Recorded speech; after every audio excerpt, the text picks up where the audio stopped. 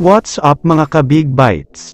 TNT Big 3, babalik na sa quarterfinals.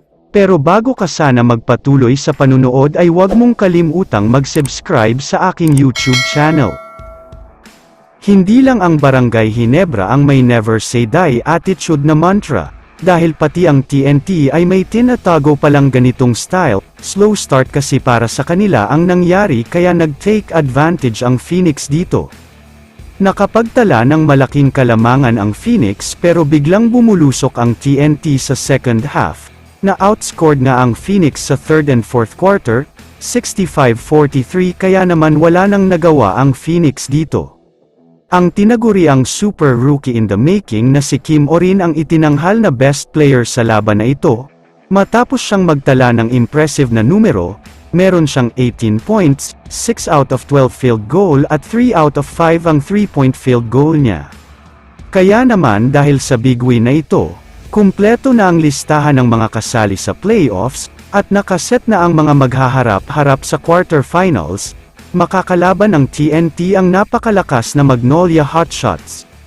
Samantala, alam naman nating lahat na nakapaglaro at nakabalik na sina RR Pogoy at Jason Castro sa naging laban nila kontra sa Phoenix, pero ayon kay Coach Jojo Lastimosa ay nasa 60-65% pa lang daw ang kalusugan ng mga ito.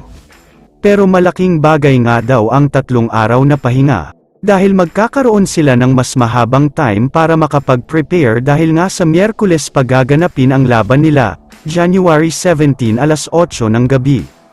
Pero hindi lang yan ang good news para sa TNT, dahil may isa pang player ang magbabalik para sa kanila.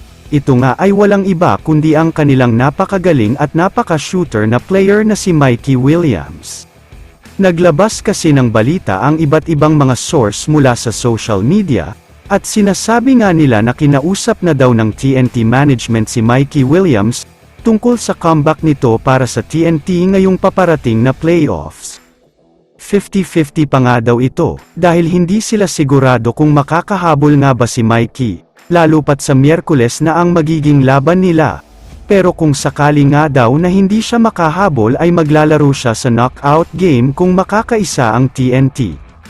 Kaya naman kung gusto ng Magnolia na mabawasan ang sakit nila sa ulo, dapat sa unang game pa lang ay tapusin na nila ang TNT, dahil kapag hindi nangyari ito ay baka ang Magnolia Hotshots pa ang matatapos sa do or die. Kaya naman kung kayo ang tatanungin, ano ang masasabi nyo sa plano ng TNT? I-comment mo naman ang opinion mo tungkol sa tanong na ito. Dito na muna nagtatapos ang video na ito. Maraming salamat sa panunood mga ka-Big Bites. God bless sa inyong lahat.